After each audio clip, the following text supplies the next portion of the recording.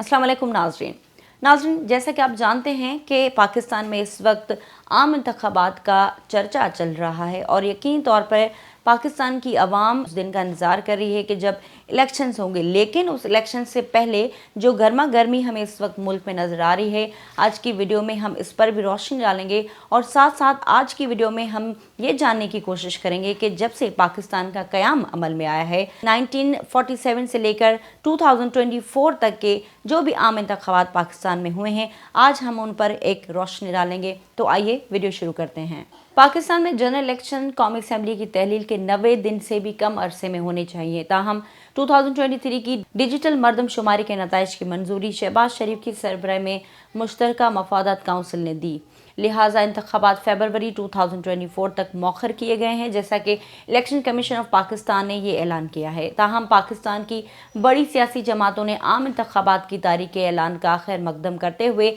उसे मुस्बत पेशरफ्त करार दिया है। इलेक्शन कमीशन ऑफ पाकिस्तान ने ऐलान किया है कि इंतखाबात 8 फरवरी 2024 को होंगे। आज इस वीडियो में हम पाकिस्तान की मजमूई जनरल इलेक्शंस के बारे में बात करेंगे और 1947 से आज तक पाकिस्तान के आम इंतखाबात का जायज़ा लेंगे। तो आइए वीडियो शुरू करते हैं। 1947 में अपने क़याम के बाद से पाकिस्तान में एक गैर मुतनासिब वफाकी हुकूमत है और ये एक वफाकी पार्लियामानी जमहूरियत है। कौमी सतह पर पाकिस्तानी अवाम 2 ऐवान यानी पाकिस्तान की पार्लियामेंट का इंतखाब करते हैं। पार्लियामेंट एक ऐवान पर मुश्तमिल है, जैसे कौमी असम्बली कहा जाता है, जिसका बराह रास्त इंतखाब होता है, और ऐवान बाला सेनेट कहलाता है, जिसके अरकान का इंतखाब सूबाई कानून साज मुंतखब करते हैं। हुकूमत का सरबराह वज़ीर आज़म कौमी असम्बली के अक्सरियती अरकान के ज़रिए मुंतखब किया जाता है और सरबराह मुमलिकत सदर का इंतखाब इलेक्टोरल कॉलेज के ज़रिए किया जाता है, जो चारों ऐवानों के साथ मिलकर पार्लियामेंट के दोनों ऐवानों पर मुश्तमिल होता है। इलेक्शन कमीशन ऑफ पाकिस्तान एक आइनी तौर पर कायम करदा इदारा, जिसकी सदारत एक मुकर्रर और नामजद चीफ इलेक्शन कमिश्नर करता है, आम इंतखाबात की निगरानी करता है। पाकिस्तान का आइन हिस्सा 8 बाब 2 और मुख्तलिफ तरामी में आम इंतखाबात के इनेकाद की वजाहत करता है।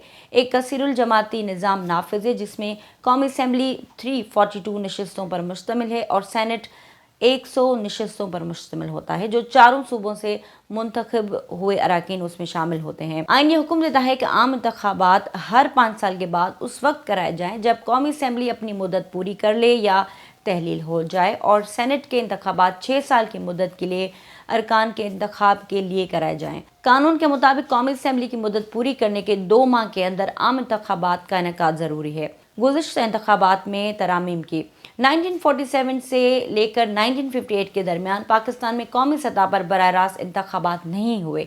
आज़ादी के बाद मुल्क में होने वाले पहले बराह रास्त इंतखाबात मार्च 1951 के दरमियान पंजाब की सूबाई असम्बली के लिए हुए। उस इलेक्शन में टर्नआउट बहुत ही कम रहा। 8 दिसंबर 1951 को शुमाल मगरब सरहदी सूबे में सूबाई नशस्तों के लिए इंतखाबात हुए। हारने वालों में से बहुत से लोगों ने जीतने वालों पर इंतखाबात में धोखाधड़ी और धांधली का इल्ज़ाम लगाया। इसी तरह मई 1953 में सिंध के सूबाई असम्बली के इंतखाबात हुए और उन पर भी धांधली के इल्ज़ामात लगे। मशरकी बंगाल में 8 और 12 मार्च 1954 के दरमियान कानून साजी के इंतखाबात हुए। 1947 में पाकिस्तान के आज़ाद मुल्क बनने के बाद पहले इंतखाबात हुए और उसके बाद 5 मार्च 1956 को मेजर जनरल सिकंदर मिर्ज़ा पाकिस्तान के पहले मुंतखब सदर बने। उन्हें पाकिस्तान के पहले मशरकी पाकिस्तानी बंगाली सदर के तौर पर भी जाना जाता है। एक कंट्रोल्ड जमहूरियत के ख्वां सदर मिर्ज़ा ने 2 साल से भी कम अरसे में 4 वज़ीर-ए-आज़म को बरतरफ कर दिया और उनके इक़दामात के बाइस मुल्क में उनकी पोजीशन तेज़ी से ख़राब हुई। 1958 में मिर्ज़ा ने अपने नाफिज करने वाले जनरल अयूब खान के तहत मार्शल लॉ लगाया, लेकिन उसी साल उन्हें बरतरफ कर दिया गया। 1958 में सदारत संभालने के बाद अयूब खान ने बुनियादी जमहूरियत का निज़ाम मुतारिफ कराया। 7 अक्टूबर को सिकंदर मिर्ज़ा ने पाकिस्तान के आइन को मनसूख कर दिया और मार्शल लॉ का ऐलान किया। 1956 और 1958 के दरमियान मुतअद्दिद वज़ीर आज़म रहे और ये एक ऐसे मरहले पर पहुंचा जब जनरल अयूब खान ने महसूस किया कि इस्तेहकाम बहाल करने के लिए फ़ौज को कंट्रोल करना चाहिए, जिससे कशीदगी में इजाफा हुआ। सिकंदर मिर्ज़ा कई सरकर्दा सियासतदानों की हिमायत खो चुके थे और सरवर्दी की तरफ से बंगाल और पंजाब के सियासी क़यादत को अपने खिलाफ मुत्तहिद کرنے کے منصوبے سے گھبرا گئے تھے، اسی لیے اس نے مدد کے لیے ایوب خان اور فوج سے رجوع کیا۔ 1970 کے پاکستانی عام انتخابات برطانوی ہندوستان سے پاکستان کی آزادی کے بعد پہلے براہ راست انتخابات تھے۔ ایک دہائیوں کی طویل جدوجہد کے بعد فوجی حکومت جمہوری طور پر منتخب عہدیداروں کو اقتدار منتقل کرنے پر مجبور ہوئی۔ مشرقی پاکستان میں انتخابات کو پاکستان کے بنگالی شہریوں کے لیے خود مختاری پر ریفرنڈم کے طور پر پیش کیا گیا، جو پاکستان کی آبادی کا تقریباً 55% تھے۔ عوامی لیگ نے 313 میں سے 167 نشستیں حاصل کر کے یہ انتخابات جیتا اور شیخ مجیب الرحمن پاکستان کے پہلے جمہوری طور پر منتخب ہونے والے وزیر اعظم بننے ہی والے تھے، لیکن فوجی حکومت نے اپوزیشن لیڈر ذوالفقار علی بھٹو کی درخواست پر منتخب پارلیمنٹ کو اقتدار منتقل کرنے سے انکار کر دیا، جس سے بنگلہ دیش کی آزادی کی جنگ شروع ہو گئی۔ مشرقی پاکستان کی آزادی کے بعد ملک میں جمہوریت لوٹ آئی۔ 1977 میں عام انتخابات ہوئے، لیکن لیفٹسٹ پی این اے کی طرف سے بھڑکائے گئے انتخابی تشدد کی وجہ سے مارشل لا نے لیفٹسٹ پیپلز پارٹی کے خلاف پیش قدمی کی اور 1988 میں دوبارہ عام انتخابات ہوئے، جس میں پیپلز پارٹی برسر اقتدار رہی، لیکن ملک میں لاقانونیت کی صورتحال کی وجہ سے 2 سال میں ہی اسے برخاست کر دیا گیا۔ 1977 سے لے کر 1988 تک مارشل لا نافذ رہنے کے بعد سرکاری ملازم صدر غلام اسحاق خان کو دیے گئے خصوصی اختیارات کے ساتھ انہوں نے 1990 اور 1993 کے درمیان 2 منتخب حکومتوں کو برطرف کیا۔ 1993 کے عام انتخابات کے بعد پیپلز پارٹی نے فاروق لغاری کو نامزد کیا، جنہوں نے جلد ہی پارلیمنٹ میں اکثریت حاصل کی۔ لغاری کو 1996 میں بے نظیر بھٹو کو حکومت سے زبردستی نکالنے کے بعد صدارت سے استعفیٰ دیا۔ 1997 کے عام انتخابات میں نواز شریف نے نئے صدارتی انتخابات کا مطالبہ کیا۔ نواز شریف کے خلاف 1999 کے مارشل لا میں پرویز مشرف نے 2001 میں خود کو صدر مقرر کیا اور 2004 میں انہوں نے صدارت کے لیے دوبارہ تقرری حاصل کی، اگرچہ حزب اختلاف اور مذہبی اتحاد نے انتخابات کا بائیکاٹ کیا۔ 2007 میں اپوزیشن جماعتوں کی جانب سے انتخابات کا بائیکاٹ کرنے کے بعد پرویز مشرف نے دوبارہ اپنے آپ کو بحال کرنے کی کوشش کی۔ جب پرویز مشرف کو اقتدار سے باہر کیا گیا تو 2008 میں صدارتی انتخابات کے بعد پیپلز پارٹی کے کو چیئرمین آصف علی زرداری صدر بن گئے۔ 2013 کے پاکستانی عام انتخابات 11 مئی 2013 کو ہوئے۔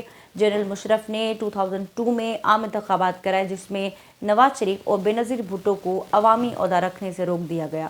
2002 میں ظفر اللہ جمالی کے وزیر اعظم بننے کے بعد انہوں نے 2004 میں شوکت عزیز کے لیے عہدہ چھوڑ دیا۔ امریکہ میں 9/11 حملوں اور افغانستان میں امریکی جنگ کی حمایت کرنے کے مشرف کی غیر مشروط پالیسی کے بعد مشرف کی ساکھ کو مزید نقصان پہنچا۔ عدالتی نظام کو برطرف کرنے کی ناکام کوششیں کی گئی۔ مشرف ڈرامائی طور پر اقتدار سے چلے گئے۔ 2008 کے عام انتخابات نے پیپلز پارٹی کو لیفٹسٹ گروپ کی مدد سے پرویز مشرف کی مخالفت میں مزید مضبوطی ہوئی، جبکہ یہ لوڈ شیڈنگ، امن و امان کی صورتحال، فارن پالیسی کے ایشوز اور بہت ہی مشکل معاشی جو کارکردگی سی اس سے دوچار ہوئی۔ 2013 میں ہونے والے عام انتخابات میں پی ایم ایل این نے انتخاب میں اکثریتی نشستیں حاصل کی اور 8 جنوری 2008 سے ملتوی ہونے کے بعد پاکستان میں الیکشنز 18 فروری 2008 کو ہوئے۔